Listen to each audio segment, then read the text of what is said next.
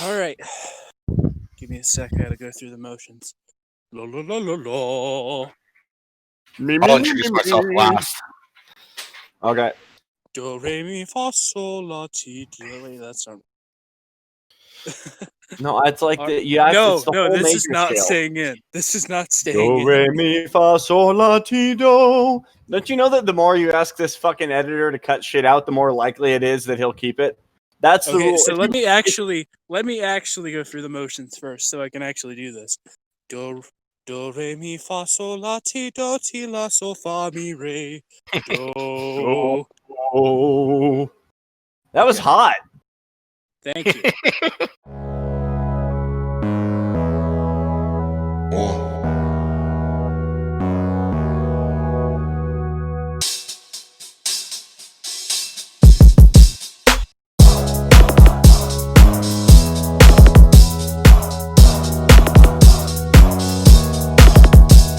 And we are live. Welcome to the Redbird Redzone.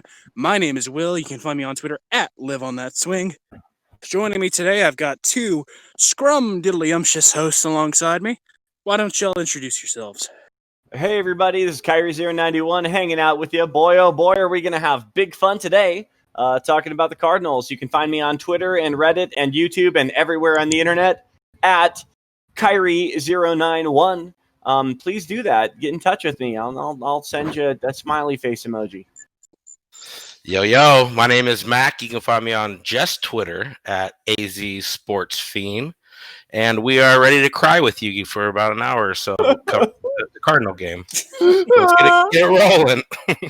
So today we're going to not only discuss the Cardinals game against the Panthers, which, less said the better there. Right. But we're also going to discuss the future of the Cardinals, and we're also going to adopt A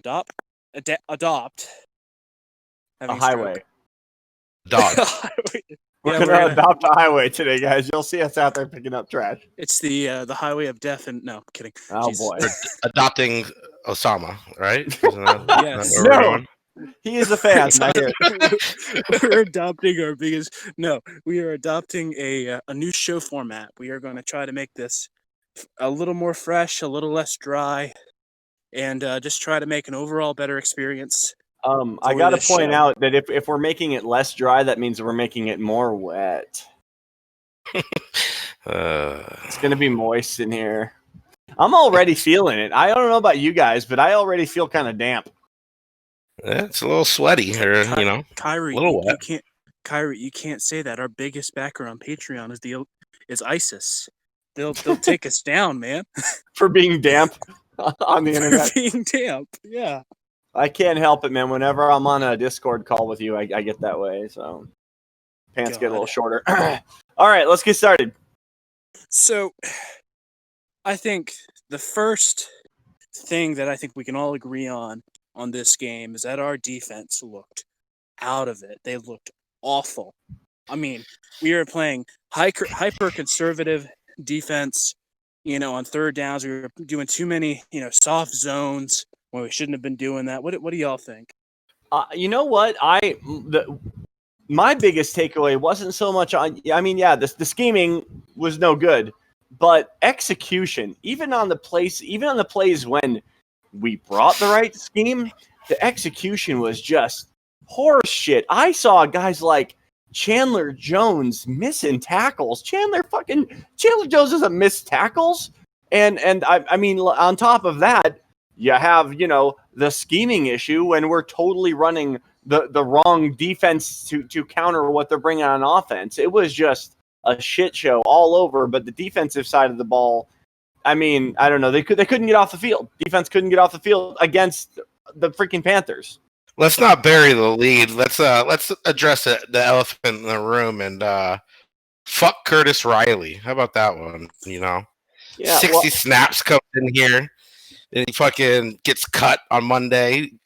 Somehow he ended up with 6 tackles, even though it looked like he whiffed on every single chance he had. I still don't understand how Isaiah Simmons wasn't better than him or give him some more reps, but that guy was fucking awful.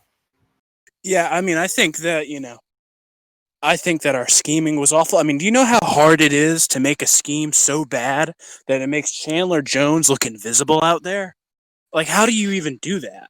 He got in the face of Teddy, I believe, once or twice, but yeah, he's been non-existent. This is only his third time, I believe, as a Cardinal where he hasn't gotten a sack in three straight. It wasn't just that he didn't get a sack. I mean, I on every play he really didn't do much at all. He was a non-factor. Chandler Jones, for the first time since he's been with Arizona, I can say he felt like a freaking role player out there. He just looked like an off the street freaking linebacker, just whatever role player type linebacker. He was not Chandler Jones that last Sunday. Yeah, we need to find a way to make him the playmaker that he's always been for us. Absolutely. Without that, our defense just looks like fucking naked or something. I agree. The thing I was worried about going into the season is that Chandler Jones was overhyping himself. I feel like, everybody was talking about, I mean, he at least was talking about, oh yeah, I'm definitely going for Strahan's record. I'm definitely going to, try to break that. And I got heavy fucking deja vu to David Johnson, coming back and saying, oh yeah, I'm going to go, 1K in the air and on the ground, when he came back in the Rosen season. It's just, I think you just, as a Cardinal, you shouldn't ever hype yourself. As a professional athlete, you shouldn't do that. It's one game at a time. Whether you're playing a 16-game NFL season or 162 baseball games, you go out there and you take it one game at a time. So anytime an athlete comes out there at the beginning of a season and talks about this, that, or the other. Now, when you start getting up to week 15, 16, if you're knocking on the door of records or whatever, like season records, I get why, the quarterback might pass to you more times than usual if you're about to break the total yards record for, reception yards in a season or whatever. I get that. But this early in the season, why? We shouldn't be talking about that. Or why Brett Favre will fall on his ass for you and give you the record. Well, I mean, he's good like that. And to not get one sack as a team in general versus Teddy, that was pretty disconcerting. I mean, the one interception we had pressure in his face, but we just could not generate anything as a front, and that does lend a lot to the scheme itself. I didn't know how bad we would be missing Buddha. I mean, I know obviously anybody who pays attention to the Cardinals knows Buddha fucking Baker, but I didn't realize what our defense was going to look like without him. But wow. And I've shit talked Buddha before, and I've said, I think he's overpaid. But I mean, just the state of our safety room in that game was just absolutely abysmal. Yeah, Buddha's not an elite coverage guy, but Curtis Riley, he should be in the XFL. He made Buddha look like a fucking the best coverage safety in the league. Well, but one thing I'll say is that Buddha can tackle, and Buddha seems to be good at being in the right place at the right time. He almost reminds me. I'm not saying that he is on par in terms of like strength and physicality with like Troy Polamalu, but it reminds me of that instinctive, like, kind of taking a guess at where the ball is going to be, and he's usually right. Yeah, the one thing that I see about him is that he is a physical player, but he doesn't separate man from ball when the ball's down the field. Like on that Logan Thomas touchdown a few weeks ago, it was like it was Kenny Golladay last week against the Lions. He goes for the pass when he just needs to blow. He needs to be more like an A-dub back there. But he's great, like in the box safety. Mm-hmm. It just seems when the pass is more like 15 yards down the field, he just doesn't have that natural ready to whoop your ass instinct when the ball's in the air. It seems like he's trying to get his first interception. I gotta say on that comment, it's about how he doesn't know how to separate the man from the. It seems like Will, our esteemed host, is really good at separating the man from the balls. That's why he has the dick sword. I'm gonna strike you down with it if you're not careful. So what else? The defense is trash. What were you guys' thoughts on special teams before we get to the offense? Do we even have to? Can we just not talk about let's talk about special teams. I don't really think it played that big of a factor. I know. I mean, a hand on that punt to start. Yeah, that was the only when special teams does their job, you don't really have anything to say about them. You know what I mean? When special teams does their job, it's like they punt it when they need to. They do average run-of-the-mill returns, they make all their kicks, all their makeable kicks. Other than that, there's really not much to say. There was that one punt. Now, that's a good thing.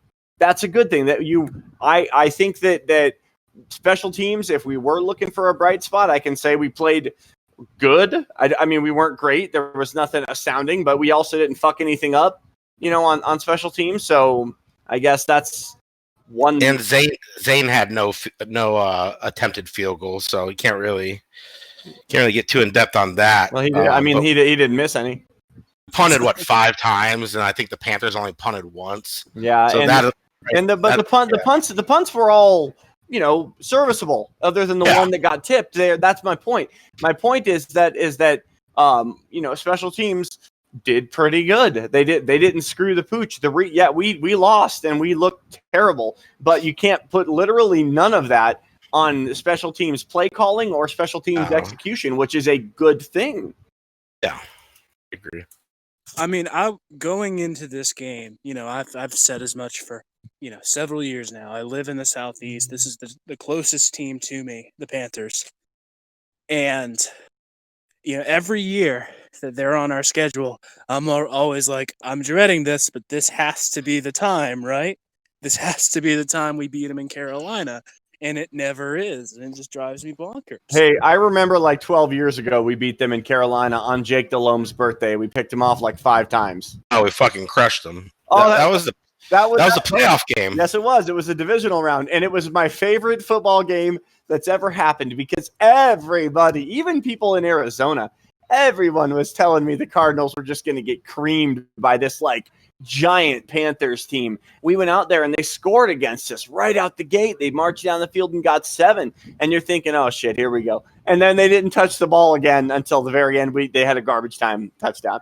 But it was just so much fun. It was my favorite football game ever. Let's do that 10 more times. All right. Sorry. I know it might be the last time we've beaten them, or we beat them one. It's the last time we beat them in Carolina. We've beaten them, I think, once or twice in Phoenix. Yeah. I know Cam's debut game, we beat him in Phoenix, and that was one of the few games that Kevin Cobb won with us. That's right. I remember that game. I remember that game. Wasn't that Cam's rookie? He blew up though, right? Didn't he? Yeah, he set 400 yards or some shit. Yeah, set some rookie debut record or some shit. They all. I swear, the fucking rookies always set their records against us, don't they? Rookie running backs always have their fucking breakout games against us. I swear. All right. God. What did we talk about offense? What is there to say about offense? That was anemic. Kyler didn't look bad, but he wasn't playing smart, if that makes any sense. I think there were a lot of plays where he clearly missed the open man. And I think there were, in the first drive, there were 2 really bad passes in the first drive alone that, if either one of those are made, it sets the entire tone for the game, and it sets the one that really jumps out at me was the one to Fitz, and you guys know exactly what I'm talking about. He was wide the fuck open. He had nothing but room on all 4 sides of him, and the ball just went over his head, well out of reach. There was no receiver in the league that was going to bring that down. It wasn't Fitz. It was a terrible pass, and he honestly wasn't. I mean, he was under pressure like any quarterback was, but he wasn't on his way to the ground or nothing that could excuse. No, he just got a little lazy. It looked like he didn't really drive into that pass and left it high. But at the end of the day, he only had 7 incompletions. He was 24 for 31, but I believe he set the NFL record for least amount of yards with at least 24 completions with 133. He averaged literally 4, maybe 5 yards a completion. That's another thing. There was a lot of that, wasn't there? There was a lot of that dink and dunk down the field, which I don't know. Once in a while. Is that what Murray does? Is that who Kyler Murray is? Fucking short. Yeah. And I mean, go ahead. Here's what I don't get. the Cardinals are doing a lot of screens. They're doing a lot of plays like 16 fucking screens. We don't have a speedy enough receiver to justify that. We don't have a receiver. You have Isabella, but he's only playing 20 snaps a fucking game still. I mean, it's absolutely ridiculous. Like they're giving it, screens to Fitzgerald. How do you expect? I love Fitz, but you throw a screen to him. What are you doing? Fitz, if you know what, if Fitz made his mark down the field. Fitz made his name in the game down the field. Fitz is a downfield receiver. He's not built athletically for those screens. I hate seeing that. I hate when it's fucking 3rd and 12 and they throw the ball behind the line of scrimmage and you're just like, why? Why when we need 12 yards do you do this? And I mean, even in his best years, I don't think that was what he would have been suited for. I mean, shit. Like, imagine fucking 2008 Fitzgerald being sullied behind 20 fucking screens a day. It's just absolutely ridiculous. Yeah, he's the guy you throw it down the middle or down the field in traffic one-on-one. He's coming down with a 50-50 ball 75% of the time. Yeah, I don't give a fuck about how fast he is or how he's losing speed. That does not matter when you're Larry Fitzgerald. And you got the hands like him and catch at the top of the apex, which he does, and it annoys the hell out of me. The screen passes are more well suited for a dual threat running back like David Johnson type, right? The guy that was used to running from behind the line of scrimmage with the ball. That's who you go to on the screens. Maybe Chase Edmonds. Oh yeah, John Brown maybe. Somebody with some freaking with some wheels, man, but not to a freaking downfield. Fitz's strength was never his running, it was his hands. Yeah, he's got 3 catches last 2 games for 4 yards. Like, what the fuck are you doing? How is this a part of the game plan? It just blows my mind. It seems like Cliff's almost a little, I hate to say it, a little in over his head the last couple of weeks. It's just been the weirdest game plans. You're trying to get the ball out as quick as possible. Yeah. And I get that. You're trying to preserve Kyler. But at the same time, that's not how you win games. You know what? The problem with that, with the fucking up-tempo offense that we keep doing, is all it does is makes the 3-and-out faster. It gets the offense off the field in a damn hurry, and our defense is gassed the entire game because they can't get off the field. As soon as they do, they come right back on in 3 plays because we just hurry up. Let's get to 4th down as fast as we can so we can punt it back to them. Yeah, there were a lot of quick possessions that game. That was, goddamn, that was annoying. That was. And I even, I took my own notes for the first time ever on this podcast. Even I fucking celebrate good times. Play that fucking shit, Bob Bobbles.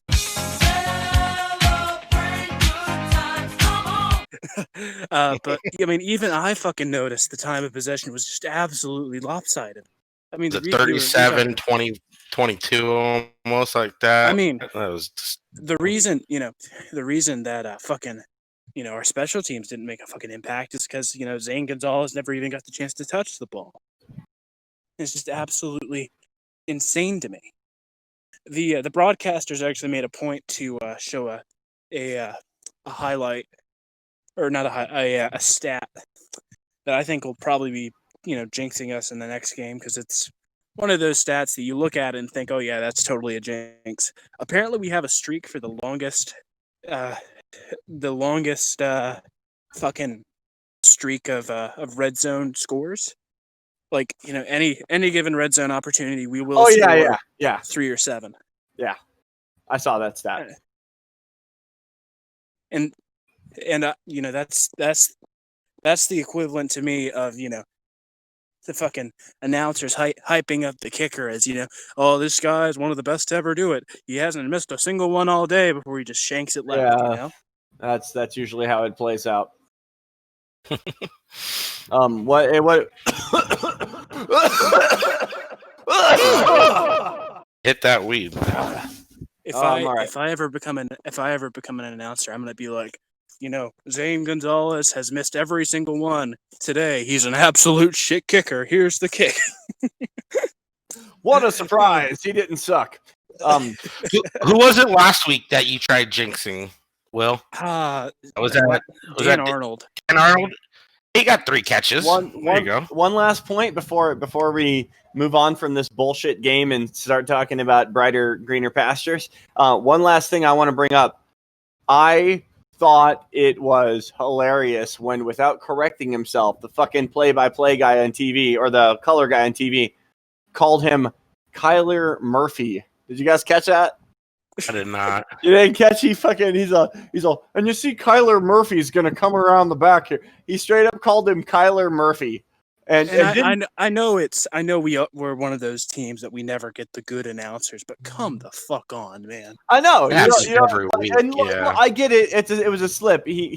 I'm sure he meant to say Murray, but usually they correct themselves. Usually they'll be like, Kyler Murray, like they'll correct it. But this dude straight up called him Kyler Murphy, and he said it with confidence and commitment. Kyler Murphy, and he left it that way. Yeah. I mean, usually, these fucking broadcast teams, they have, 1 or 2 more guys in the booth to give him key stats, give him all this. So the fact that, none of them gave enough of a shit to correct him either shows just how important this game was to them. Fox's game of the week. God. Oh, what's that? What's next on the slate, fucking hostman? All right, give me a sec. Should we discuss our upcoming week? What about Kenyon Drake? Let's talk about the run game. Hell yeah. Hell yeah, Kenyon Drake. Tell him about Kenyon Drake one time. 13 carries, 35 yards, and 24 of those came on 3 carries. Woo! Oh, that was brutal. That was awful. The weird thing is that when the game started, the first drive, I was like, okay. You know what I mean? Yeah. Like I saw him kind of come out, and I was thinking, all right, okay, Kenyon Drake, he's looking kind of cool. He had a couple of workable runs, and I'm thinking, okay, here we go. And I guess he changed his mind about that. I guess he decided not to play football. I don't know. Most disheartening stat I've seen is that neither him or Chase Edmonds, I know everyone loves Chase right now and wants him to get more reps, but neither of those guys have had a better game than 4.3 yards on the ground. Either. And last year they both averaged. In fairness, they have to compete against Kyler for rushing yards this season. Which, if they didn't have to, maybe they'd have. I don't know. It's a different deal when you have a running quarterback. I think we missed Max Williams a lot. PFF had him as the number 1 blocking tight end last year, and that. Look at some of the plays, and there was just no seams or holes. Really, it was pretty awful. There weren't. It definitely chalks up a lot on the O line too, and tight end. But when it comes down to it, man, like the Panthers don't have a good enough run defense to justify the awful ground game that we brought. All things considered, Kyler snuck around a little bit. Now, what did Kyler end up with? Kyler got a few good runs pulled off. I don't have the box score in front of me or anything, but I remember him popping off a couple good ones. So, what do you have? A 6 for 80 something? Let's see here. You had 6 carries and 78 yards. And what was that, like 45 of them on 1 carry or 50 of them on 1 carry? Yeah. So Which it almost, and that was not a designed run, that play. But anyone else find it interesting? He had Green all ahead of him there, and he slides instead of. I don't remember that. Is that what happened? Yeah, it was to start the third quarter, I believe, if I remember correctly. Or it might have been. It was about halfway through the third because we were down 28-7. And yeah, he busted it out, and it looked like he was going to get caught from the left or right side, and he just slides at like the 25-yard line, which I believe ended up scoring a touchdown. So but it just kind of shows he does not like getting hit at all. And when he's back in the pocket throwing, it's like 3-step drop and the ball's out. He's not looking through his third read hardly ever. Yeah, he does not want to get hit. Speaking of Kyler getting hit, man, did you guys see that bullshit fucking fumble? I mean, I know. Technically, it was a goddamn fumble. But he was very clearly passing the fucking ball, and it very clearly went forward. I'm sure by rule it was a fumble, but it's a stupid rule because he was in the act of passing and the ball went forward. It didn't come out and go backwards or go sideways or anything. His arm was moving forward. The ball was moving forward. he just lost control of it before it like broke that line of his head or whatever. Yeah, I kind of hate that rule. That it's like the arm is coming up. You know what I mean? Like its arm is down, coming up, then gets hit, and then the ball's like still in his hand as he's going forward. That's a bullshit fucking play. But Kyrie, you don't understand. If the refs if they make the accurate call, they'll get mobbed by used car salesmen in the stands who bought 200 tickets for a fucking Panthers $200 tickets for a fucking Panthers game. Did you guys see that play? You guys look at that play on replay and see DJ Humphries fall right on his fucking face? No, I'm not DJ. Absolutely. If you go to my Twitter page, it's like the third comment down or third post down. But he absolutely looks like he's knee deep in something, and he fucking gets pushed and he just falls flat on his. Wasn't that his nickname when he got here? Yeah. Yep. It sure was, and that right there showed exactly why. It looked like he was trying to run and shit, and fucking just Leonard Davis flashbacks. When a man's got to go. Gotta go. Man's gotta go. Hey, Hostman, what else are we talking about? I'm sort of done talking about the Panthers, unless there's something really pressing that you guys want to cover from the Panthers game. But there's one thing, and I think that I'm starting to get like crazy buyer's remorse on Isaiah Simmons. I mean, the fact that he's not. I mean, I know I'm always wrong about everything in my predictions, but I mean, this goes back there we go. Yeah, and this goes back to our draft episode. But I was making a point about sexy picks, about how if you have a sexy off season, you have to have a sexy pick, or it just kind of throws it off. And I specifically shit talked Tristan Wirfs and Jedrick Wills as unsexy picks. And either one of those dudes right now would be so much better on our team than Isaiah Simmons has been. And it's just, oh my! When are we going to learn that these hybrid players just never work for us? Well, we need to see him more. 10 snaps. And he had he saved Jordan Hicks's ass on a missed tackle, and he got the tackle. And then fucking Coach Vance pulls him off the field right away. Let the kid fucking play. Dale Buchanan was solid as that hybrid that they called the dollar backer. And he did that well because they built the plays around his skill set and instead of trying to shoehorn him into a scheme that he wasn't built for, which I think is sort of what Vance Joseph has been doing with Simmons. I think he's been trying to shoehorn him in instead of building a scheme around him. Yeah. And I think that's always key when you have a player like that. And I think you've got to, build your offense around that. Or sorry, something caught my throat. Your defense around that kind of player. But I mean, looking through the window of Jedrick Wills or Tristan Wirfs. I mean, I can't remember which one it was. Yeah, one of those two. One of those. Josh Jones, 3rd round. So that was good value for a tackle right there, I thought. Oh yeah, but I mean. It was either Wills or Wirfs, I can't remember who it was, but one of them's allowed, I want to say 2 pressures all year. I mean, and just given, the hasty fucking plays that Kyler's had to make this year, I mean, it would be so good to have that kind of, dependability on our line. There's a lot of rookies producing. It's just... Can't wait till the day that Isaiah gets a chance, actually. Run him out there for 30 snaps over Curtis fucking Riley. Let's be fair. Let's be fair to Isaiah here. These guys didn't have a preseason, especially the position he plays too.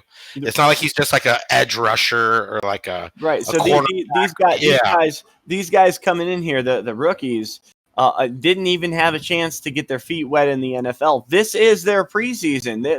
We just got through the 4th game. They're normally right now is week 1 for them. What's coming up? So we'll see how they've been able to adjust to real NFL football, and we'll get a chance to see that. Hopefully, this is upcoming game here. I hope that I'm wrong, like I usually am. But that's just a big old hope right now. We all do. What do you got next for us, Hostman? So should we get into the week 5 slate of games? I'm down. I'm ready. I'm ready to tell you guys where to put your money I'm about to give you guys some locks. All right, Oh, guaranteed. Let me just say one more thing real quick about DeAndre Hopkins. And so right now he's averaging 10.2 yards a catch, which is the lowest of his career by a full yard. Larry Fitzgerald's averaging 6.3 yards a catch. That's the lowest of his career by 3.3 yards.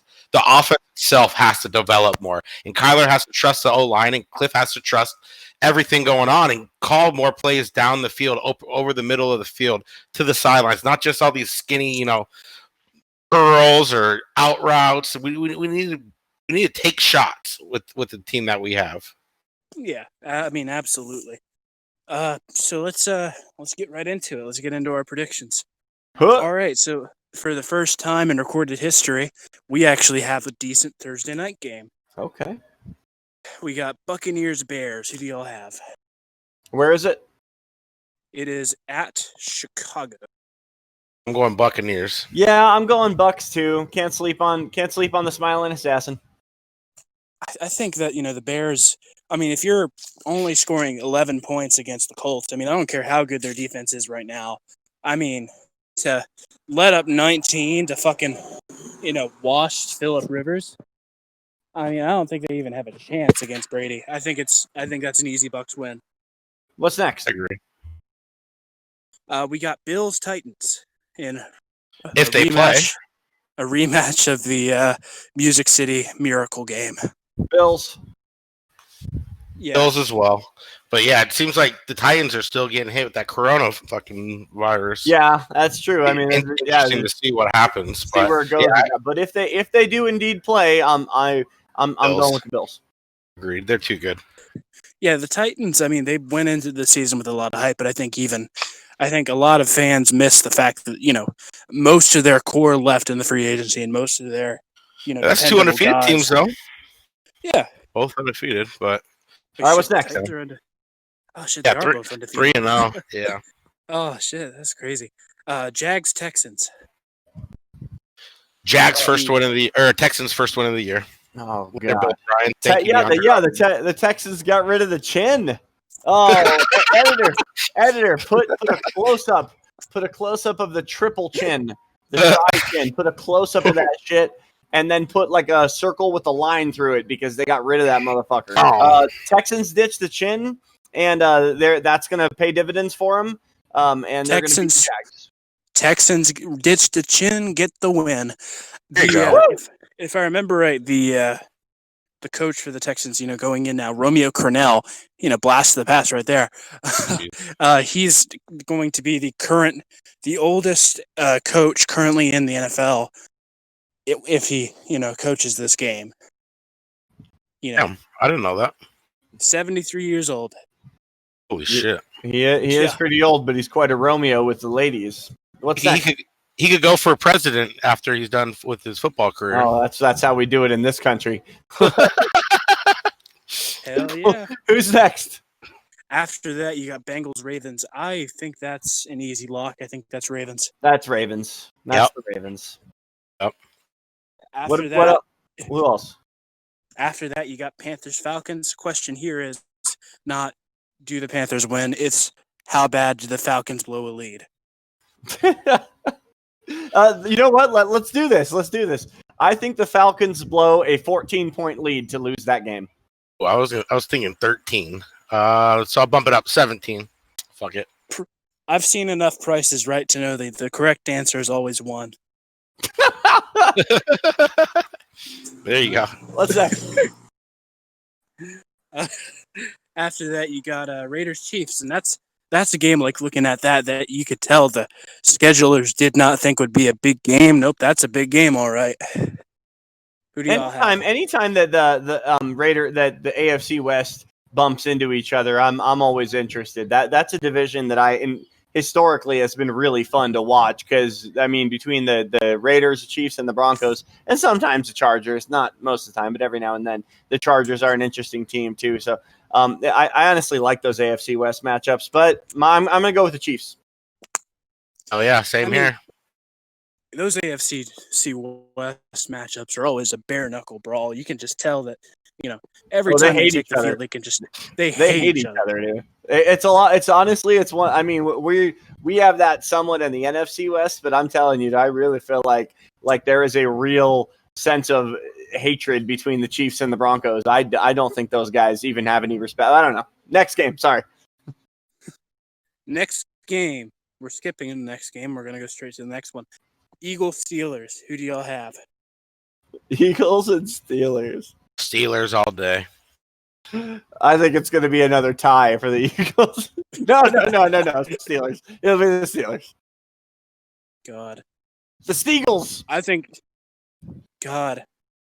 If I remember right, the Eagles have the best record in their division simply because they have a tie right now, right? That's a shitty division. The NFC East is a combined 3-12-1 right now with their record. And since they have a tie instead of an extra loss, did you guys know that during World War II, the Eagles and the Steelers merged for a season due to a lack of shortage of players and called themselves the Steagles? Really? It's true. And they actually had a monster season that year. And then the next year, the Steelers merged to form a team called Card Pit. And they won no games. Because they're the Cardinals. All right, what's next? After that, you got Rams, racial slurs. Who do y'all have? Rams. I hate it. I hope I'm wrong. I hope it's the racial slurs, but it's going to be the Rams. I agree. Hey, editor, can you play some Ram Ranch here? No, I mean, I think the racial slurs are going to get rammed pretty hard by Jared Goff and company. Ooh. All right. Hello. Next. Dolphins, Niners. Who do y'all have for that? I think that it's going to be the Finns. I think Ryan. Wait. Yeah. No. I'm gonna stick with the Dolphins. I can't. It's very hard for me to pick the Niners for anything because of my strong distaste for them. So. I feel like we're almost like 100% on each thing. So I'm gonna go Dolphins. Fuck the Niners. I think the way that the Dolphins hung in there against the Seahawks last week was, I think, better than anybody would have thought they would have done against the Seahawks. I mean, I think, that's one of those games where you look at that on the schedule and it's like, oh yeah, it's going to be a fucking blowout. I mean, Garoppolo's not back, right? I saw he was like kind of gonna practice or some shit. I don't know. Yeah, I think it's still Nick Mullins, and I mean, contrary to what people thought a couple of years ago, I don't think he's a good quarterback. What, did he tear us up or something? Or no, we fucked. No, he tore up against the Raiders on the Monday night game. Okay, so, yeah, I'm gonna go Finns. So I'm just before we move on to the next game, I just got to rattle this off for you. St. Louis Rams, Cincinnati Bengals, Buffalo Bills, Tennessee Titans, Houston Texans, New York Jets, Tampa Bay Bucks, Miami Dolphins. That is the career of one Ryan Fitzpatrick, straight out of Gilbert, Arizona. Highland Hawks. I can't. That's wild to me to think that this guy, and everywhere he goes, he ends up starting, and he does pretty well. I don't understand why he hasn't been able to find a home. He's in the waning years. Well, I mean, he's so inconsistent. I mean, he'll have 3 or 4 monster games in a season, and then he'll just regress, and he'll play like Josh McCown for the next few weeks. Yeah, he's a perfect bridge quarterback. I'll agree, but that's another dude that I don't know how the hell he's still in this league. By the way, I mean, Josh McCown tried to quit, and the Eagles needed a backup so desperately that they signed him when he was still coaching high school ball. That's wild. I mean, what's the next game before we get into a Josh McCown spiral here? Because he started in Arizona, so we got a lot to say about him. But what's next? Okay, so quick hot take. Sign Josh McCown to save the season, Mr. Kime. We need our boy back. Go scoop up Mad Max Hall. Oh, go ahead. Boy. Giants Cowboys, and of course that's the NFL game of the week between 1-3 teams. The Giants are 1-3. I thought they were 0-4. Oh, shit, I don't know. Dude. Either way, I don't care. Cowboys. Yeah, Giants are averaging 11 points a game, and the Cowboys are giving up 36. So I think the Cowboys will probably still end up outscoring them. So I got to go Cowgirls. Mike McCarthy will find a way to screw this up. I'm going to go Giants. Oh boy! All right, next. Broncos, Pats. Pats. I think the answer to this depends on who is going to be the starting quarterback for the Patriots going into this game. Because if Cam's off COVID protocol, then I think that's an easy Pats W. But if it's any other guy, I don't know. Oh, that's a good point. I forgot to account for the fact that Cam picked up some COVID. And Gilmore got it too. So their secondary is going to be a little rattled. If they don't have Cam, they're probably going to be toast. I think this could go to the Broncos if Cam's not playing. But if he does play, then I think it's an easy. Let's be you. Who is their second string quarterback? Because if they're Hoyer, if they're starting Hoyer the Destroyer, they are about to go on a freaking 12-0 freaking stretch for the rest of the season. Because Hoyer the Destroyer does not know how to lose. He's never done it. He lost Sunday. No, that wasn't. That was a different guy. He switched though, right? I think they switched like second quarter or something. Yeah, so that's why you got to keep him in the whole game. That doesn't count. Just ask the Cleveland Browns about Hoyer the Destroyer. Solid. He's a solid vet. That's somebody you want in your team. Speaking of the Browns, oh my God, the Browns have been good this year. Browns Colts. Who do y'all have? Oh boy, I want to say Colts. Yeah, I'm gonna go Colts. I'll go with the Colts too. The Baltimore Colts. Bill, you there? He gone. All right. Well, let's keep rolling with this slate of games here. We got the Vikings traveling up to the Northwest. Hey, go back to Browns. Shit, I lost you guys for Browns Colts. We both picked Colts. Oh. All right. Shit.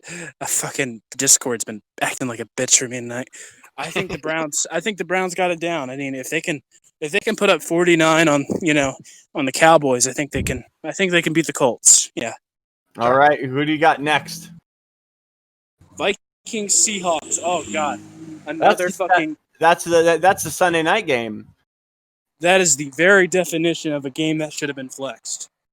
I've been waiting all day for Sunday night. If I'm gonna put money on this, I'm going with Seattle, but I can't guarantee that they'll win because I hate them. I hate Russell Wilson. It's gonna be the Vikings. They're gonna win 71-0. Vikings. Kirk Cousins on Sunday Night Football. I gotta go Seahawks. I know you're bad at Seahawks. Seahawks shut out the Vikings. That's probably accurate. Oh God, who scheduled this one? Chargers Saints. Who do y'all have? Who the fuck cares? Ain't nobody watching that game. Is that the Monday night game? That is the Monday night game. Oh, Saints. Come on, NFL. You got to do better than that. Saints, I guess, because I got to pick somebody. Yeah, I think it's pretty obvious. It's got to be the Saints. I think Herbert looks really good, actually, but yeah, I think still got to go Saints. All right. Saints at the Superdome. There's no stopping that, especially if you're a West Coast team. There's no home field advantage, but yeah, they're pretty good there. Yeah. No fans. Is that it for the other games? That's pretty typical for Chargers games. Hey-o. Oh shit! They're used to it. They're used to playing to empty stadiums. Oh god! Actually, it doesn't. Actually, usually it says whether or not there is no attendance or there is limited attendance. It doesn't mark that, so there very well could be fans in the stands for this game. There's a hurricane showing up, and there's a chance that that game's gonna be played in Indianapolis. I guess that's what I heard on the radio. Oh yeah, there's a hurricane about to show up, and oh god. Sean Payton said they might be evacuating. All right. Well, what do you guys think about this other game that's coming up this weekend? Tie. I hear that your Arizona Cardinals are going to travel to the Big Apple to take on your Jets Jets. Jets. J- J-E-T-I-T-S. Jitits. That's how you say tits in French. Who you guys? I mean, it doesn't Osama even is matter. fuming. But would you rather Osama's face fuming right now. Sam Darnold or 35-year-old Joe Flacco? Honestly, I'm a little worried about Flacco, because Flacco has. I know he's like a proven winner. He's like I'm not going to say Flacco is like the best ever, but let's not forget this guy's career, and he's not exactly like as old as like Brady or something. He still has a lot left in him, right? The one thing I'm looking forward to is hearing his very distinct. Have you guys ever noticed that his snap count? It sounds so different than anyone else. I don't know. Listen to when Flacco yells before the snap, and it just sounds so freaking weird. All right. I wish I could imitate it for you, but I don't think that I can. Maybe Delaware is the state that produces the most freaks in the nation. So yeah, I guess so. What are you guys' thoughts about before we get to the outcome of the game? What are you guys feeling like looking at this game coming up here? My biggest I don't. Go ahead. Okay, I'm gonna go ahead with this. I don't understand your reverence for Flacco at all. This is a guy who's made his living throwing check down passes on 3rd and 15 for 5 yards every single game for the past, let's say, 7 years. I don't quite understand the reverence here. It'll be interesting. I'm not saying. Look, I'm not saying Flacco is Peyton Manning. I'm saying that I don't want to sleep on Flacco. Flacco is. I acknowledge. He's been fucked up by worse quarterbacks in the past. Yeah, Flacco isn't some nobody, coming from off the street, some third string nobody guy that got bumped up from the practice squad. This is a guy that has won some big football games in his career, and he knows. He knows how to. I hate the phrase game manager because it's such an insult to the position. But Flacco knows how to not make critical mistakes and how to just play a boring version of quarterback that gets the job done. And if you're an offensive player on the Jets, they rank dead last in passing yards at 179. So if anything, this is a game where you can almost feel like, okay, we can get a spark by a proven vet back there. Give him some time. Maybe he can fucking complete some passes down the field through this zone. Because the Jets are watching this and seeing how often we're playing zone and not getting to the quarterback last week or two. So, yeah, this is definitely one of those games where it's like, this could be a pick-me-up for the Jets. It better not be. If we lose this fucking game, I swear to God, I'll be gone. I'm going to be in the mountains next week. You guys ain't going to find me. You were talking 2 weeks. Was it 2 weeks ago or last week about the QBR our defense has given up and how lackluster our so-called star players have been on defense. I mean, if the fucking racial slurs and Lions can chow down on us, I mean, don't doubt Flacco for a minute here. But do you have that injury report? Is Jamison Crowder out? I know he missed week 3. I'm trying to think who the fuck their wide receivers are. I can't even think of a fucking wide receiver on that team. I know, 2 seconds, and I'll tell you. Yeah, I mean, that team's so far out of my mind. But, let's see. Their offense is giving up. They're scoring 16.3 points per game. Second worst. Hey, let me do this. Sorry. Do it.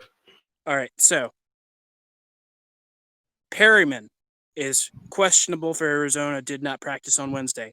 Hogan, limited practice on Wednesday, questionable. D. Mims, I don't know who that is. On IR, Rookie, expected to return next Denzel. week. V. Smith, he's expected to return this week. Jesus. Yeah, I mean, they're pretty much. Lev Bell is expected to return this week. So unfortunately, we're not going to see the Frank Gore show. I know how excited we all were for that. Fuck that guy. Frank Gore and Le'Veon Bell. Whew. I know. What year is it? That's if it was 8 years ago, I'd be terrified of that combo. Right? Like, what the fuck? Yeah, it looks like the Jets Number 1 wide receiver is Jamison Crowder. Number 2, I've never heard about if Brashad Perriman doesn't play. It's Jeff Smith or Braxton Berrios. Who the fuck are those guys? Dude. Can't wait for them to pull off for 120 yards. Okay, so just because you said that, I am bringing in Jeff Smith to be my wide receiver in fantasy this week. Because if there was ever a guy to tear up against us, it would be a Jeff Smith. You kidding me? So, now that we've established that, let's talk about the Jets on their defense real quick. I didn't know Greg Williams was still coaching, and I'm not even joking. I thought. I didn't know he was still in the freaking NFL, but apparently he is, and that's evident by the fact that the Jets rank first overall in roughing the passer penalties with 7 on the season. That's right. The Jets have gotten at least 1 roughing the passer penalty for Holy shit. this year.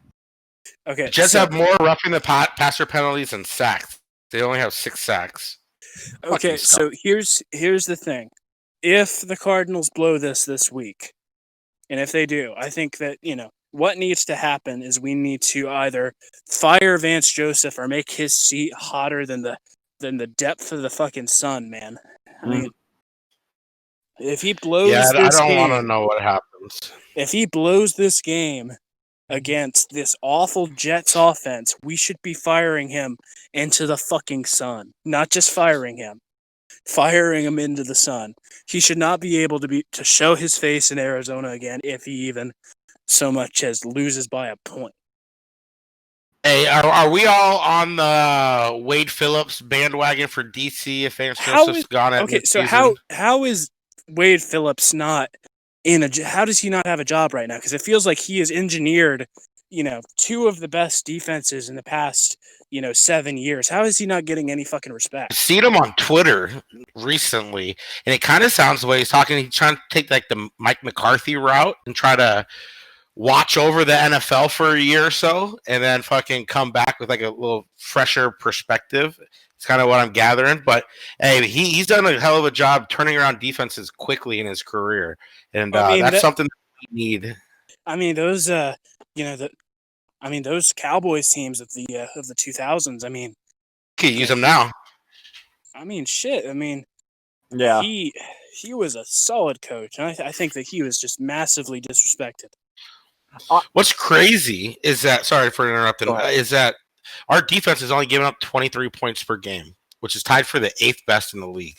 The Jets are giving up 32.8, which is 3rd worst. So, I mean, if there's any game that we should be able to win by double digits, this is the game. But I don't know. This fucking Cardinal team, Jekyll and Hyde, I have no idea what to expect. What else you got to say about the upcoming Jets game? The fact that it's at MetLife is really concerning to me. I mean, being that far away from home, I mean that's fucking turf too. Oh God! A lot of people I think we were really lucky to not be scheduled like the Rams. Or, sorry, not the Rams. The Niners were back to back weeks on that turf. But I mean,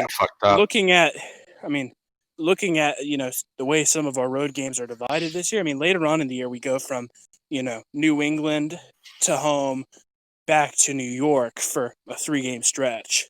I mean, they fucking fucked up our schedule this year. It was just absolutely, bonkers.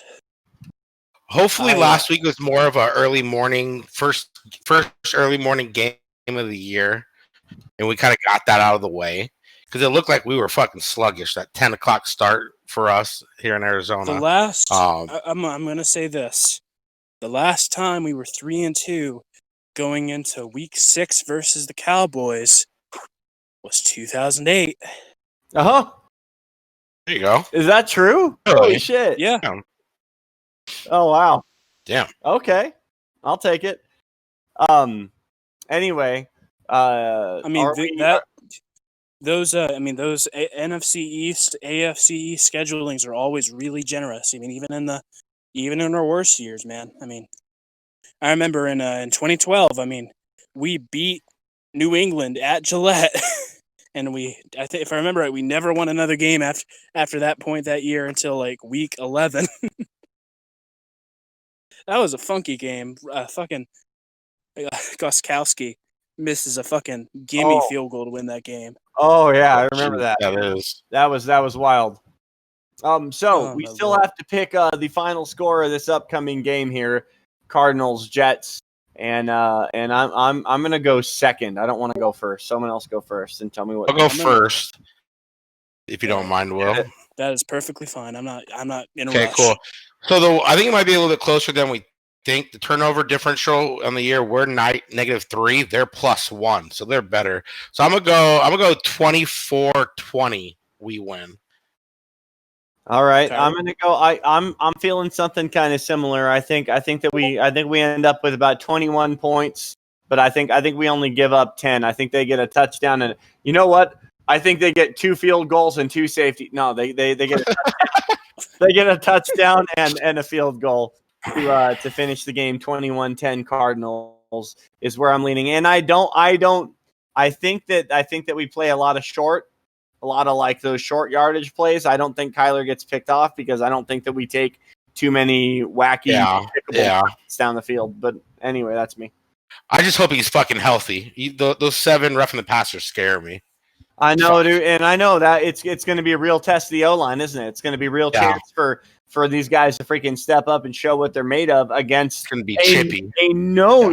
a known cheater in Greg Williams, and I will come out and dirty. It is dirty football. It is not the way the game is meant to be played. The way that he plays it is wrong. It is not competitive. It is not appropriate. It is just dirty. But like it or not, careers get ended over stuff like this. Yeah. Knock on wood, everyone. Oh, God. Kyler would go down against the Jets. Jesus. That would be just our luck. What about you, Will? You haven't told us the final score. I think this is going to be a really rough game of football. I think, this is going to be similar to the, going back to the 2012 comparison. We lost that game 7-6. That was a game fucking Dockett spitting Kerry Rhodes' face, or was that was the Greg McElroy game. And if I remember right, the Jets media was so desperate to herald a hero that they rushed out and gave him that stereotypical, a star is born headline a day after beating the Cardinals 7-6. Now he'll be in the booth this weekend somewhere. Oh God, that'd be our luck. So what do you got for the final score? I'm gonna say 13-7. I think it's gonna be it's gonna be a low scoring affair. Okay. Talks about how none of us has picked over 24 points. How what we kind of think of the offense, subconsciously. Yeah, no, I don't think the offense has given us a reason to think that they're going to go out there and drop 5 touchdowns. Yeah, I agree. Yep, for sure. I mean, honestly, me and you are being kind of generous, giving them 3. Right. Yeah. Well, I pray. I fucking hope. Let's see what happens. Although, in fairness, you didn't necessarily say 3 touchdowns. You said 24 points. It could be 12 safeties. Hey, let's do it. Fuck you, Joe Flacco. Let's get him 12 times in the end zone. Oh, my Lord. And to make it even worse, let's see. Hold up. Give me 2 seconds. Yeah, it looks like it's going to be raining at game time. So it's going to be... fuck me. Oh, shit. Do they have a roof? No. On that slippery ass on that turf. Oh my God, this is gonna be the freaking Blunder Bowl, dude. Everyone's gonna be on their ass the whole game. Cardinals 1, Jets nothing. That's the final score somehow. We're gonna get an extra point. They're just gonna let us kick 1 extra. A drop kick or some shit. Hey, listen, guys. I gotta dip. So let's wrap this up. Yeah, let's do it. All right. This has been the Redbird Redzone podcast. My name is Will. Kyrie091. AZ Sports Fiend. And we will see you again next week. Babobbles, play that fucking music.